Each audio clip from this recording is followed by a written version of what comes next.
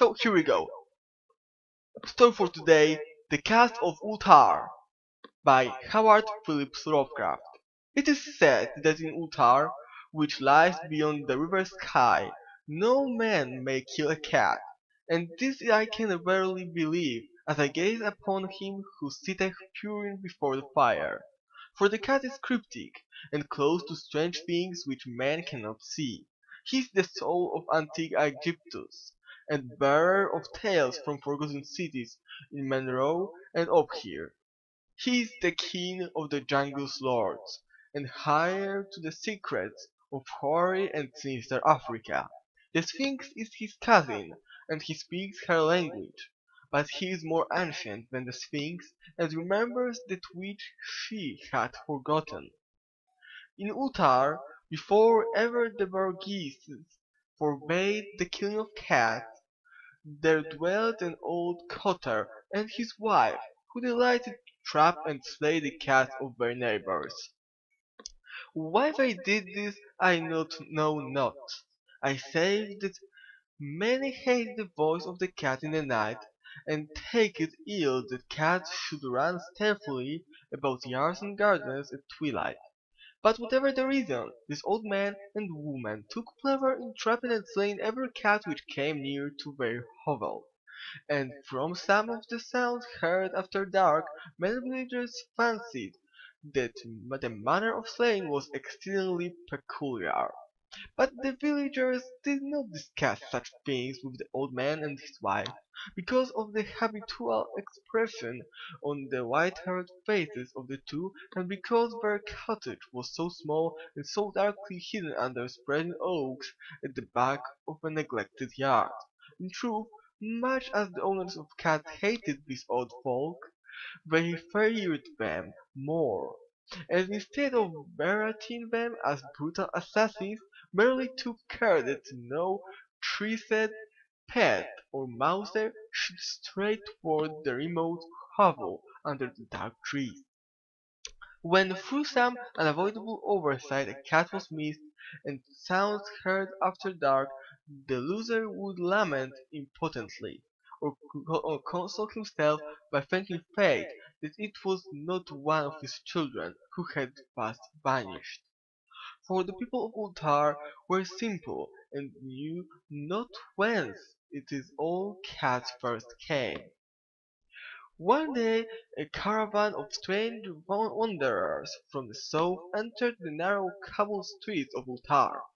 Dark wanderers they were, and unlike the other roving folk who passed through the village twice every year, in the market-place they told fortunes for silver, and bought gay beads from the merchants. What was the land of these wanderers no one could tell, but it was seen that they were given to strange prayers, and that they had painted on the sides of their wagons strange figures with human bodies and the heads of cats, hawks, rams, and lions, and the leader of the caravan wore a headdress with two horns and a curious disc betwixt the horns. There was in this singular caravan a little boy with no father or mother, but only a tiny black kitten to cherish. The plague had not been kind to him yet and left him this small fair thing to mitigate his sorrow. And when one is very young, one can find great relief in the lively antics of Black Kitten. So the boy whom the dark people called Menace smiled more often when he wept as he sat playing with his graceful kitten on the steps of an oldly painted wagon. On the third morning of the wanderer's stay in Ulthar, Menes could not find his kitten, and as he sobbed aloud in the marketplace certain villagers told him of the old man and his wife, and of sounds heard in the night, and when he heard these things his sobbing gave place to meditation, and finally to prayer. He stretched out his arms towards the sun, and prayed in a tongue no villager could understand. Though indeed the villagers did not try very hard to understand, since their attention was mostly taken up by the sky and the odd shapes the clouds were assuming. It was very peculiar, but as the little boy uttered his petition there seemed to form overhead the shadowy, nebulous figures of exotic things, of hybrid creatures crowned with horn-flanked discs. Nature is full of such illusions to impress the imaginative. That night the wanderers left Ulthar and were never seen again, and the householders were troubled when they noticed that in all the village there was not a cat to be found. From each hearth the familiar cat had vanished. Cats large and small, black, grey, striped, yellow and white. Old Cranon, the burgomaster, swore that the dark folk had taken the cats away in revenge for the killing of Menes kitten, and cursed the caravan and the little boy, but Nietzsche, the lean notary, declared that the old cutter and his wife were more likely persons to suspect, for their hatred for cats was notorious and increasingly bold. Still, no one dares complain to the sinister couple, even when little Atal, the innkeeper's son, vowed that he had at twilight seen all the cats of Ulthar in that accursed yard under the trees, pacing very slowly and solemnly in a circle around the cottage, two abreast, as if in performance of some unheard of rite of beasts.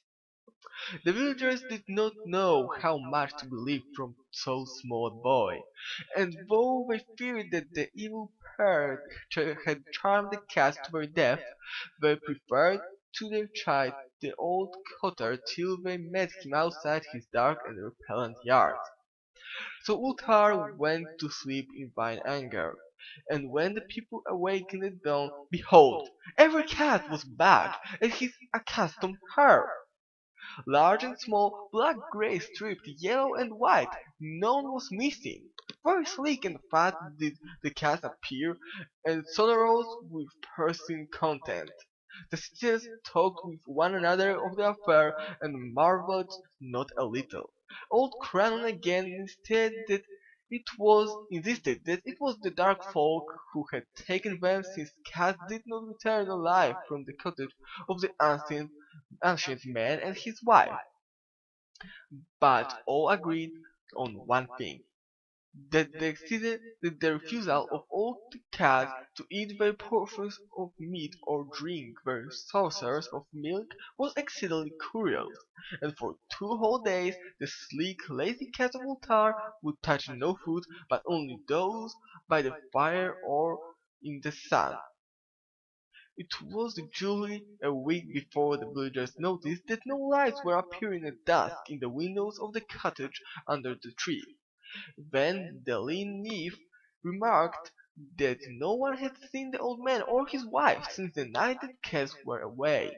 In another week the burgomaster decided to overcome his fears and call at the strangely silent dwelling as a matter of duty, though in so doing he was careful to take with him Shank, the blacksmith, and Tool, the cutter of stone, as witness. And when they had broken down the frail door, they found only this: two cleanly picked human skeletons on the earthen door, and a number of singular beetles crawling in the shadowy corners. There was subsequently much talk among the burgesses of Ulthar that the coroner disputed at length with Nif, the lean notary, and Cranel and Shang and Tool were overwhelmed with questions. Even little Atal, the innkeeper's son, was closely questioned and given a sweetmeat as reward. They talked of the old cotter and his wife, of the caravan of dark wanderers, of small Menes and his black kitten, of the prayer of Menes and of the sky during that prayer, of the doings of the cats on the night the caravan left, and of what was later found at the cottage under the dark trees in the repellent yard. And in the end the burgesses passed the remarkable law which is told of by traders in Hatheg and discussed by travellers in Mir, namely that in Ulthar no man may kill a cat.